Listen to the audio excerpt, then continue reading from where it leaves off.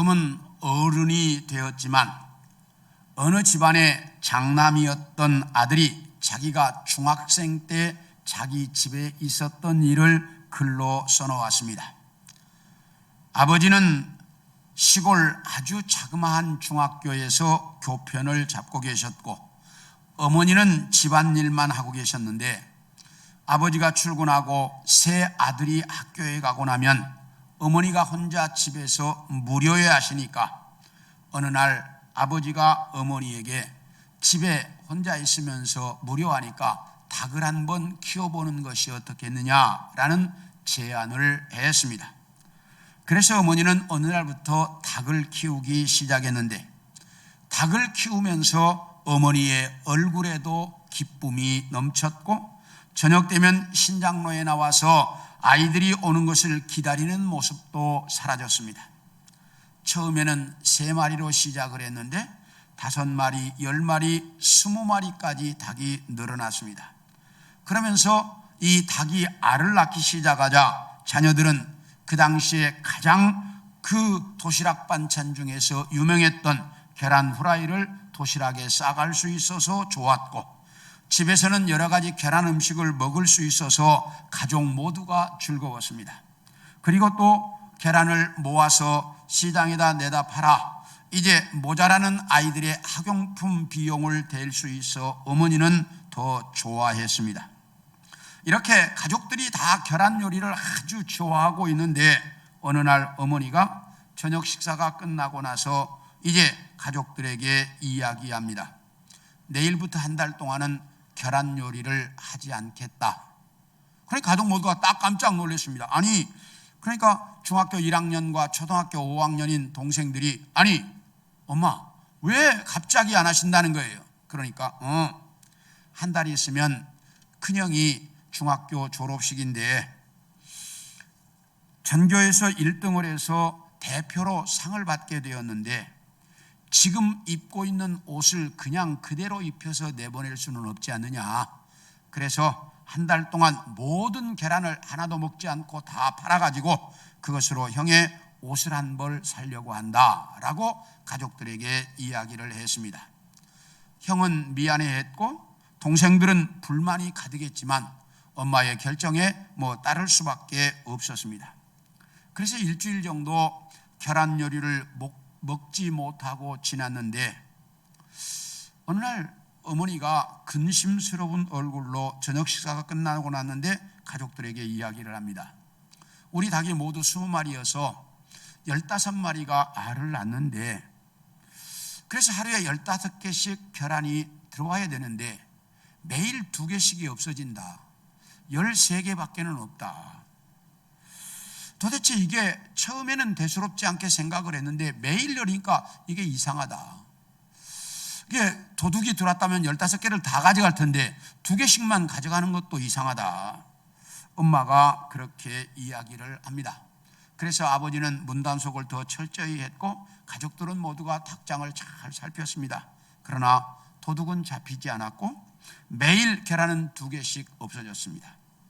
그리고 이제 그 큰아들이 졸업식 하루 전날이 되자 어머니는 계란 팔았던 돈들을 모아가지고 시장에 나가서 이제 큰아들의 그 자켓과 또 이제 난방을 하나 잘 사오고 바지는 입었던 것 그대로 하자. 왜? 계란이 매일 2개씩 없어지는 바람에 돈이 약간 차질이 생겨서 이제 바지는 못 샀으니까 바지는 입었던 것 그대로 가기로 하자. 이렇게 결정을 하고 졸업식 날이 됐습니다.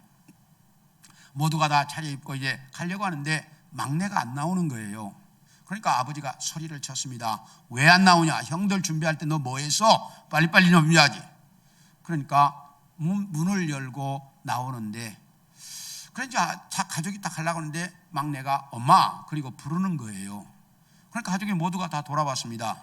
그랬더니 하얀 고무신을 하나 뒤에 숨겨갖고 나오더니 엄마한테 내미는 거예요.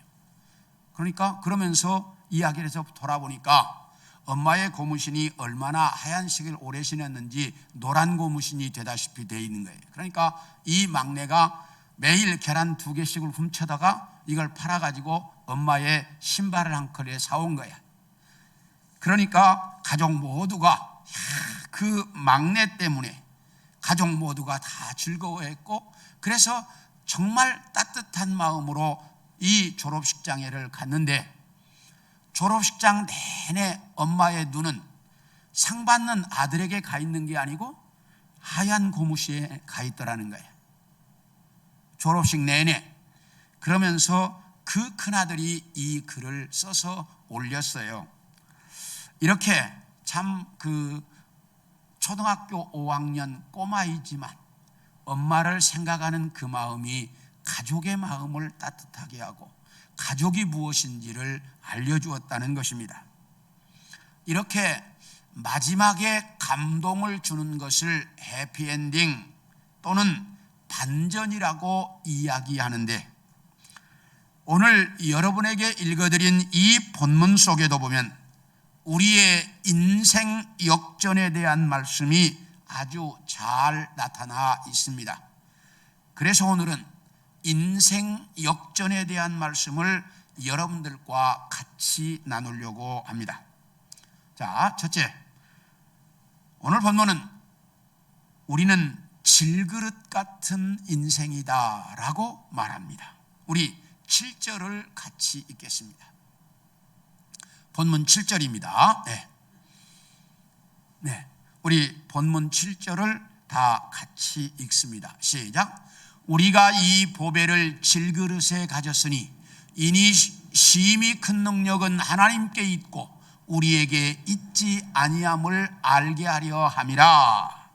여기 보면 우리가 이 보배를 질그릇에 가졌다라고 말합니다. 이 말씀은 여기서 말하는 보배는 예수 그리스도의 복음을 의미하고, 질그릇은 좁게는 바울 자신을 의미하고 있고, 넓게는 우리 인간들, 예수 믿는 사람들을 의미하고 있습니다.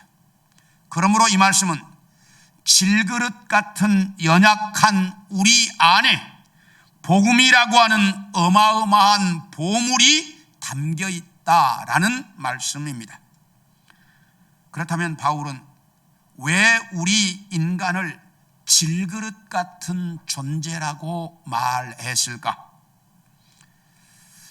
이 말을 우리가 이해하려고 하면 질그릇이라고 하는 것의 특징을 좀 알아야 되는데, 첫째, 질그릇은 깨지기 쉬운 그릇이라는 말입니다. 그릇 중에는 금그릇, 은그릇, 놋그릇, 사기그릇, 나무그릇 등 수많은 종류의 그릇이 있지만 그 중에 제일 잘 깨지는 그릇이 질그릇입니다. 이 질그릇은 흙으로 구워서 만들기 때문에 잘 깨집니다.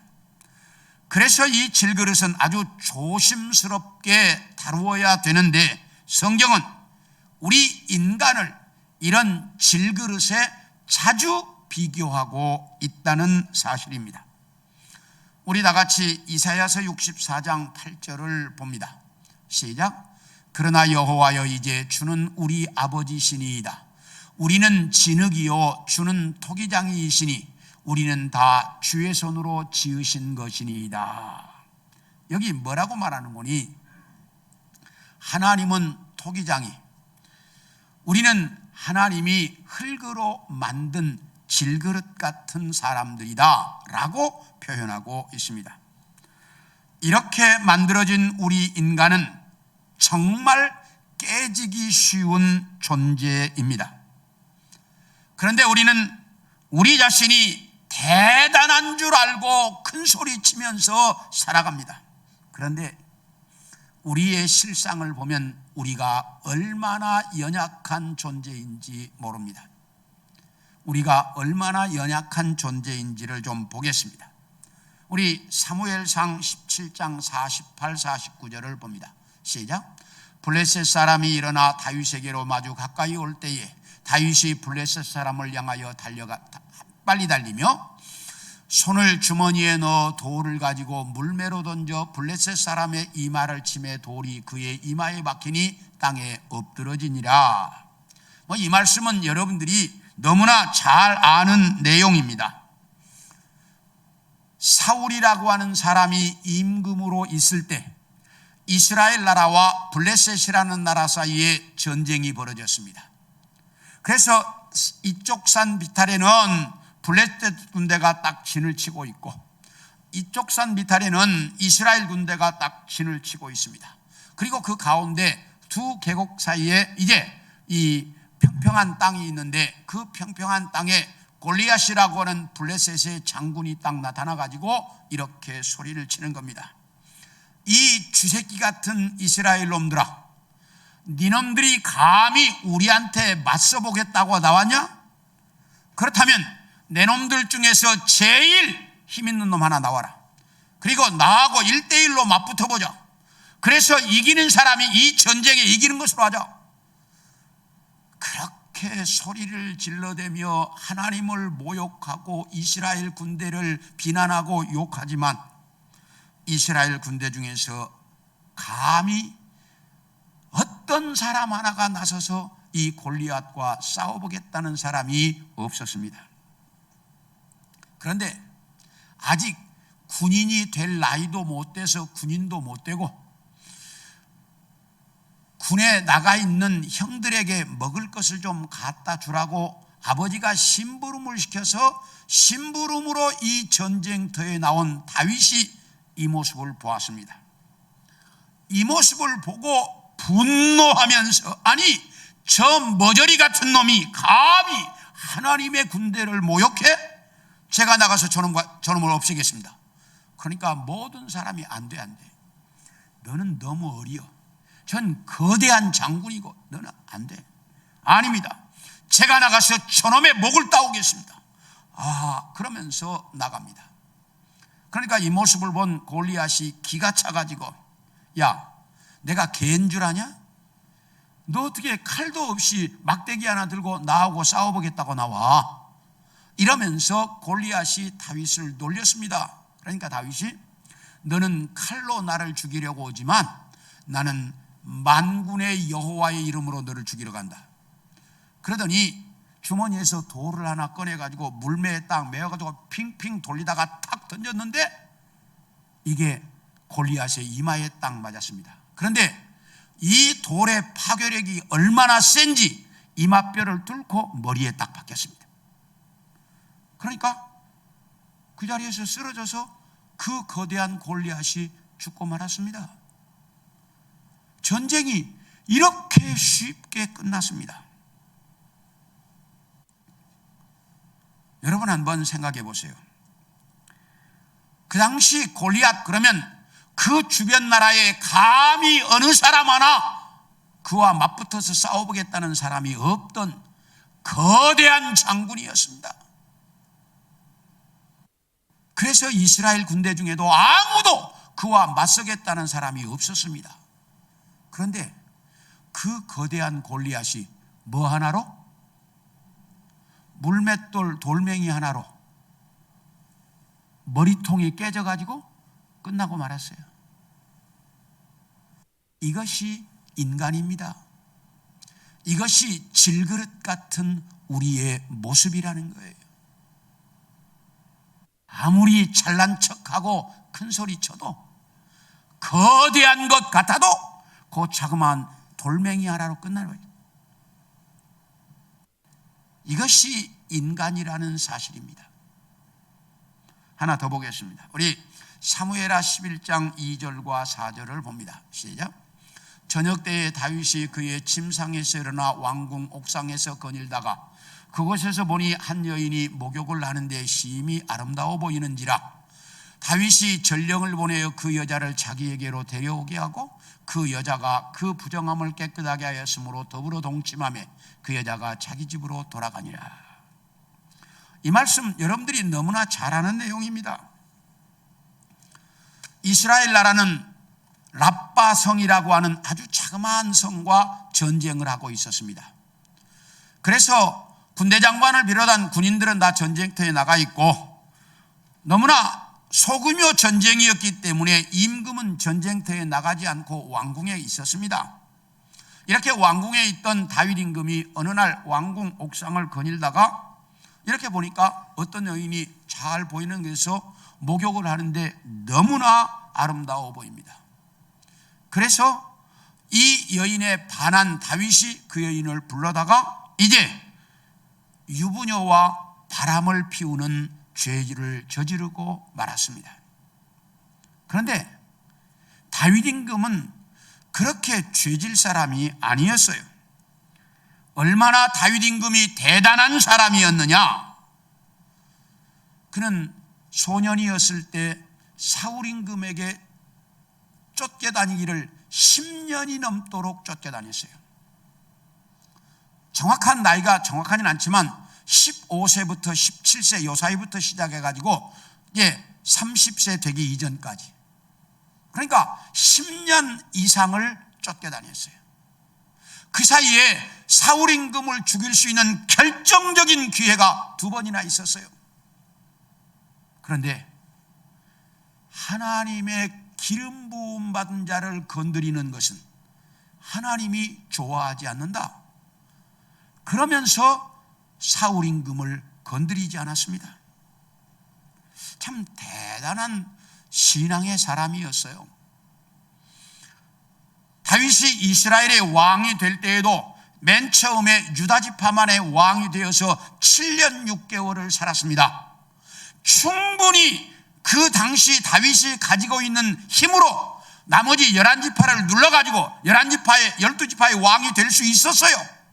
그런데 그는 하나님이 세우실 때까지 7년 6개월을 기다렸어요. 절대로 무리하지 않았어요. 그래서 12지파의 왕이 되었습니다. 그리고 우리 함께 사무엘하 8장 6절을 봅니다. 시작. 다윗이 다메섹 아람의 수비대를 두매 아람 사람이 다윗의 종이 되어 조공을 바치니라. 다윗이 크게요. 뭐라고요? 다윗이 어디로 가든지 하나님께서 이기게 하셨다. 다윗은 이스라엘 나라 주변에 있는 여러 나라와 수없이 많은 전쟁을 했는데 한 번도 안 졌어요. 왜? 하나님이 가는 데마다 이기게 하셨기 때문에. 해전에서 한 번도 실패한 적이 없는 사람, 그러면 이순신 장군을 이야기합니다. 그런데 모든 전쟁에서 한 번도 진 적이 없는 사람, 그게 다윗이었어요. 이렇게 정말 대단한 왕이었고 전쟁의 귀재였고 그리고 대단한 신앙을 가지고 있는 사람이었습니다. 그래서 하나님이 이는 내 마음에 합한 사람이라 그렇게 말했어요. 그런데 이렇게 대단해 보이던 다윗도 목욕하는 여인 앞에 그의 신앙도 그의 대단함도 순간에 다 무너지고 말았어요. 이 범죄 때문에 다윗은 죽는 날까지 자기 가정에서 칼이 떠나지 않는, 자식들이 죽고 죽이는 모습을 자기 눈으로 보면서 살아야 했던 사람이 다윗이었어요.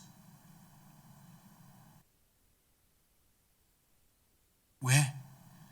그렇게 대단한 사람이었지만 목욕하는 여인 앞에 아무 의미가 없었습니다. 순간 다 무너지고 말았습니다. 이것이 질그릇 같은 우리의 모습이라는 사실입니다. 여러분 똑바로 알아야 돼요. 내가 대단한 것처럼 큰 소리 치지 마세요. 한순간 다윗도 골리앗도 순간에 무너지는 질그릇 같은 존재가 우리예요. 그래서 성경은 인간은 깨지기 쉬운 존재다라고 말합니다. 두 번째, 질그릇은 가치가 없다는 사실입니다. 그릇 중에서 가장 싸고 가치 없는 그릇이 바로 질그릇입니다. 우리 함께 예레미야 애가 4장 2절을 봅니다. 시작.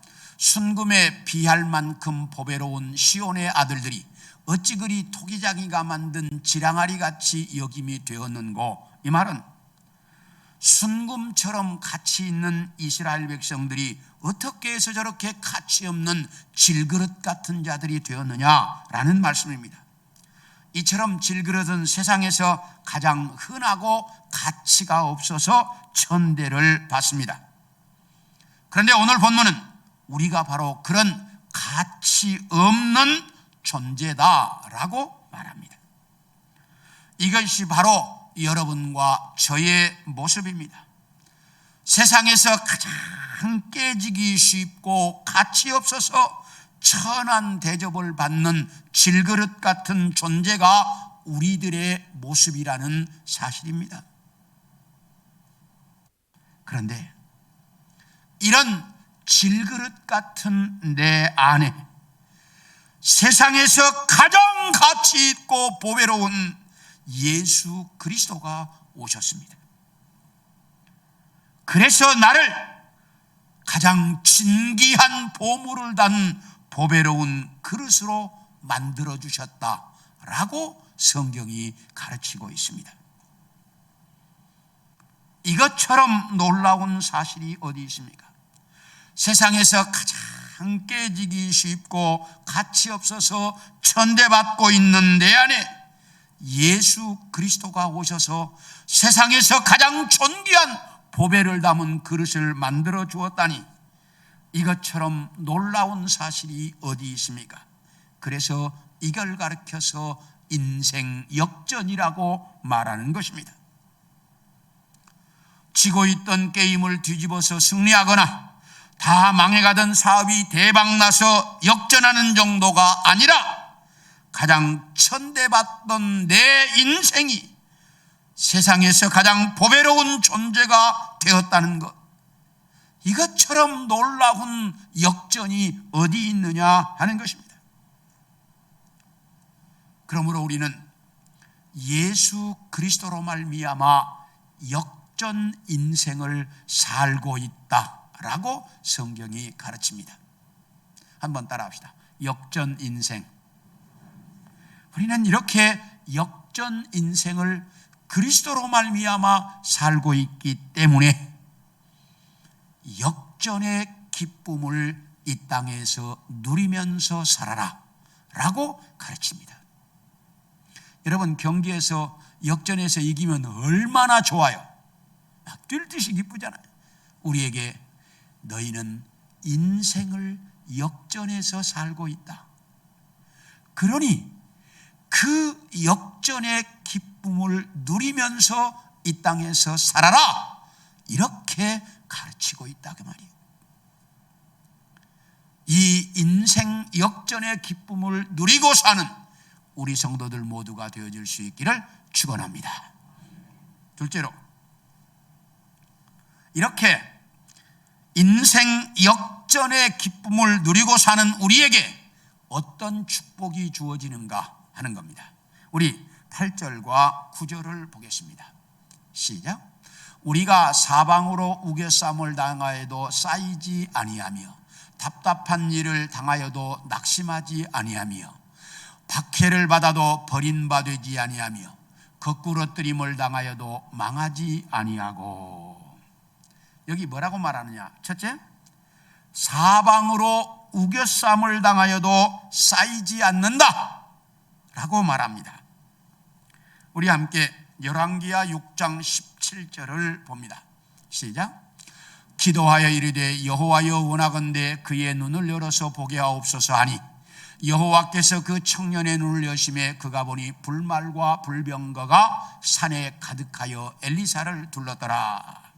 이 말은 아람이라고 하는 나라가 아주 은밀하게 작전 계획을 완벽하게 딱 세워가지고 이스라엘 나라를 침공해 왔습니다. 근데 이게 웬일입니까?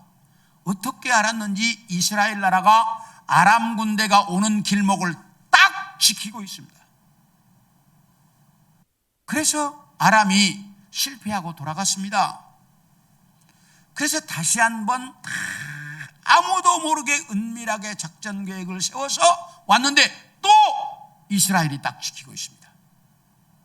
몇 번을 했는데 번번이 이스라엘이 지키고 있는 거예요. 그러니까 아람의 왕은 우리 중에 누가 간첩이 있구나라고 생각을 했는데 알아보니 간첩이 아니라 이스라엘 나라는 엘리사라고 하는 선지자가 있는데 그 엘리사라고 하는 선지자가 아람 왕의 작전 계획을 다 미리 알고 이미 이제 이스라엘 왕에게 알려줘서 방어한다는 것을 알았습니다. 이것을 알자 아람의 왕은 그러면 다른 거 할 거 없다. 저 이스라엘 나라에 엘리사라고 하는 선지자 그놈만 없애버리면 되겠다. 그래가지고 어마어마한 군대를 보내가지고 엘리사가 살고 있는 집을 겹겹이 포위했습니다. 그 다음날 아침에 엘리사의 집에서 심부름하는 아이가 문을 열고 밖으로 나가려고 하다가 깜짝 놀랐습니다. 아람의 어마어마한 군대가 집을 딱 포위하고 있습니다. 그래서 집 안으로 문을 닫고 급히 들어가지고 선지자에게 선지자님 큰일 났습니다. 큰일 났습니다. 아람의 군대가 우리 집을 겹겹이 포위하고 있습니다. 우리 죽었습니다. 그러니까 엘리사가 얘야 걱정하지 마라 그러면서 기도하십니다. 그러니까 그 심부름한 아이의 영적인 눈이 딱 열렸습니다. 그래서 보니까 불말과 불병거가 산에 가득하게 엘리사를 딱 지키고 있는 겁니다. 그래서 아람은 그 엄청난 군대를 보냈다가 그 군대가 다 엘리사의 포로가 되고 말았어요. 아무리 하나님의 사람을 이 세상이 우겨싸려고 해도 쌓이지 않는 것이 우리 믿음의 사람들이라고 가르친다 그 말이에요. 세상이 아무리 우겨싸려고 해도 쌓이지 않아요. 두 번째, 아무리 답답한 일을 당해도 낙심하지 않는다라고 말합니다. 우리 창세기 39장 17, 18절을 봅니다. 시작.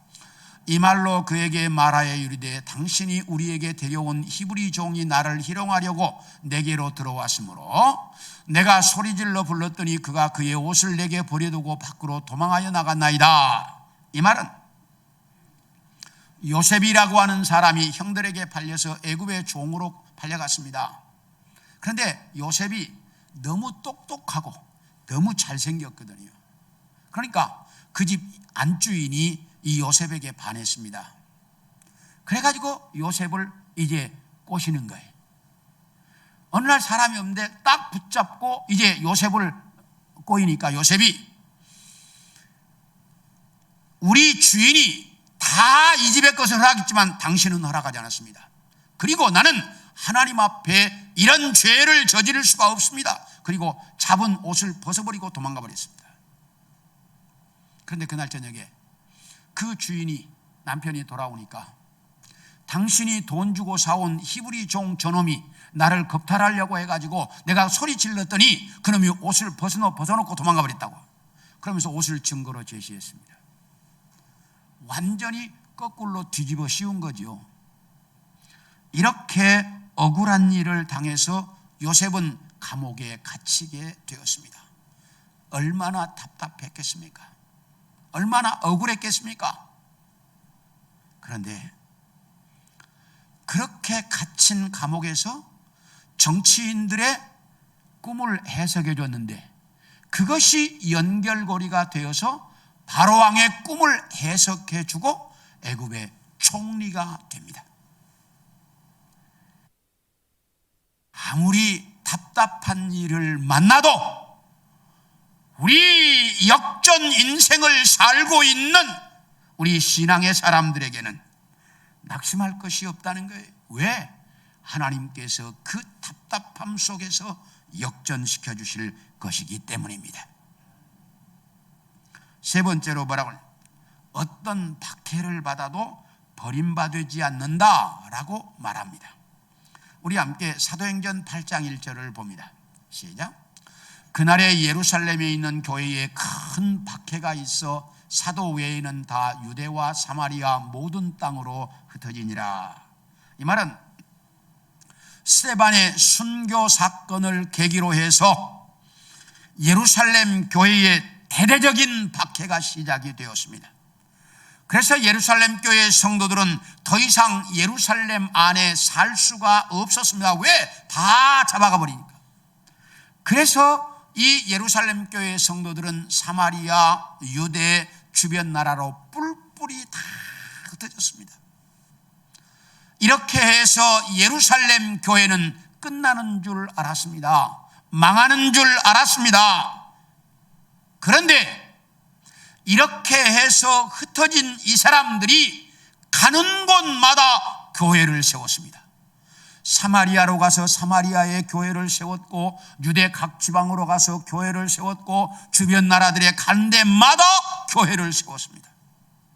그래서 예루살렘 교회의 박해가 복음의 세계화를 가져오는 계기를 만들었습니다. 이렇게 아무리 박해를 해도 이제 거기에서 넘어뜨릴 수가 없다는 거예요. 왜? 우리는 역전 인생을 살고 있기 때문이에요. 그래서 이 땅에서 어려움은 겪을 수 있어요. 그런데 하나님께서 그냥 놓아두지 않는다는 거예요. 마지막으로 거꾸로 뛰임을 당하여도 망하지 않는다, 이렇게 말합니다. 우리 사도행전 25장 11절을 봅니다. 시작. 만일 내가 불의를 행하여 무슨 죽을 죄를 지었으면 죽기를 사양하지 아니할 것이나, 만일 이 사람들이 나를 고발하는 것이 다 사실이 아니면 아무도 나를 그들에게 내줄 수 없나이다. 내가 가이사에게 상소하노라. 이 말이 무슨 말이냐면, 사도 바울이 1, 2, 3차 전도 여행을 마치고 로마로 가서 복음을 전하고 싶었습니다. 바울은. 그런데 로마로 갈 수 없고 예루살렘으로 가야만 했어요. 왜냐하면 두 가지 이유 때문인데, 하나는 이방 교회들이 예루살렘 교회를 위해서 헌금을 해줬어요. 왜? 예루살렘 교회가 흉년들 했었거든. 그래서 그 헌금을 전달하는 일과, 또 하나는 이방인이 예수 믿어서 하나님의 자녀가 된다는 것을 유대인들이 다 이건 아니라고 반대를 하고 있거든요. 그러니까 유대인들에게 가서 이방인도 예수 믿고 회개하면 당신들과 똑같은 하나님의 자녀가 된다라는 것을 가르쳐주기 위해서 예루살렘으로 가야만 했습니다. 그래서 예루살렘으로 갔다가 바울을 죽이지 않으면 먹지도 않겠다고 하는 사람들에게 붙들렸습니다. 바울이 죽을 위기였는데, 그런데 천부장이 군대를 이끌고 가서 바울을 구출했습니다. 그래가지고 이 바울을 총독부가 있는 가이사라 감옥에 가두었습니다. 그래서 그 감옥에 가두어 있다가 베스도 총독이 불러내서 재판을 하는데, 유대인들이 자꾸 그러는 겁니다. 총독에게 저는 저 예루살렘 법원에서 심판받게 해달라고. 왜? 죽이려고. 그러니까 베스도 총독이 묻습니다. 너 예루살렘으로 올라가서 유대의 법대로 재판받겠느냐? 그러니까 아닙니다. 나는 가이사에게 항소합니다. 다시 로마 황제에게 항소한다는 거예요. 이 한마디가 로마 황제에게 항소를 했기 때문에 로마로 재판받으러 가야만 되는 거예요. 그래서 그렇게 로마를 가고 싶어 했는데, 죄수의 몸이지만 로마를 가게 되었다는 사실이에요. 이래처럼 역전 인생을 살고 있는 우리는 아무리 우리를 거꾸러뜨리려고 해도 절대로 망하지 않는다라고 말씀하고 있어요. 사랑하는 성도 여러분, 오늘 본문에서 이렇게 말합니다. 세상이 아무리 우리를 우겨싸려고 해도 쌓이지 않고, 세상에서 아무리 답답한 일을 만나도 우리는 거기서 우리 탈출할 수 있고, 아무리 박해를 받아도 그 박해가 축복으로 바뀌고, 아무리 거꾸로 뜨리려고 해도 내 안에 계시는 예수 그리스도가 우리가 그냥 망하도록 놓아주시지 않는다라고 말씀하고 있습니다. 그러므로 지금 여러분들이 어떤 상황 속에 처해 있다 할지라도 절대로 낙심하지 마십시오. 실망하지 마십시오. 주님께서 확실하게 역전시켜 주실 것입니다. 주님이 분명하게 그렇게 말씀하고 있어요. 너희가 이 세상에서 아무리 거꾸러뜨림을 당하고 박해를 받고 우겨싸고 어려움을 당해도 내가 그 속에서 너희를 역전시켜 주시겠다. 우리는 그 주님을 믿고 사는 사람들입니다. 그러므로 그 주님을 바라보면서 오늘도 당당하게 승리해가는 우리 성도들이 되기를 축원합니다. 마지막으로 주님 앞에 서게 해주신다라고 말합니다. 우리 14절을 봅니다. 시작. 주 예수를 다시 살리시니가 예수와 함께 우리도 다시 살리사 너희와 함께 그 앞에 서게 하실 줄을 안다. 여기 보면 십자가에 죽은 예수 그리스도를 그 죽음에서 다시 살리신 하나님께서 우리도 예수와 똑같이 다시 살려서 너희와 함께 주님 앞에 서게 하신다라고 말씀합니다. 그런데 여기서 말하는 우리는 바울과 그 일행인 실라나 디모데 같은 사람들을 말하고 너희는 고린도 교회 성도들을 말하고 있습니다. 그러므로 예수님이 죽었다가 3일 만에 다시 살아나셨던 것처럼 바울과 그 일행도 살아날 것이고 고린도 교회 성도들도 똑같이 다시 살아날 것이다 라는 말씀입니다. 우리는 비록 질그릇 같은 연약한 사람들이지만 예수 그리스도가 내 안에 오셔서 예수 그리스도로 말미암아 역전 인생을 살게 해 주셨는데 마지막에는 주님 앞에 설 수 있도록 만들어 주겠다라고 말씀하십니다. 이게 진짜 인생 역전이에요. 왜냐? 하나님 앞에 설 수 있다는 말은 하나님의 자녀로서 하나님의 나라를 상속받을 수 있게 되었다라고 하는 사실이기 때문입니다. 여러분 한번 생각해 보세요. 질그릇 같은 내가 하나님의 나라를 상속받을 수 있는 자가 되었다니 이것보다 더 놀라운 사실이 어디 있습니까? 그래서 우리는 최고의 인생 역전을 사는 사람들이라고 말합니다. 예수 믿고 산다는 것이 세상 사람들의 눈으로 보기에는 별 볼 일 없는 것처럼 보일 것입니다. 그러나 여러분 놀라지 마십시오. 질그릇 같은 우리를 하나님의 나라를 상속받을 수 있는 최고의 보배로운 존재로 만들어 주신다는 겁니다. 하나님의 나라를 상속받을 수 있는 최고의 보배로운 존재, 그게 장차 우리에게 주어질 선물입니다. 그래서 우리 믿음의 사람들을 인생 역전의 삶을 사는 자들이라고 말하는 것입니다. 사랑하는 성도 여러분, 우리는 지금 질그릇 같은 내 안에 보물이 담겨서 보물을 담은 보배로운 그릇이 되었습니다. 그런데 장차 주님 앞에 설 때에는 하나님의 나라를 상속받을 수 있는 최고의 보배로운 존재로 만들어 주신다는 사실입니다.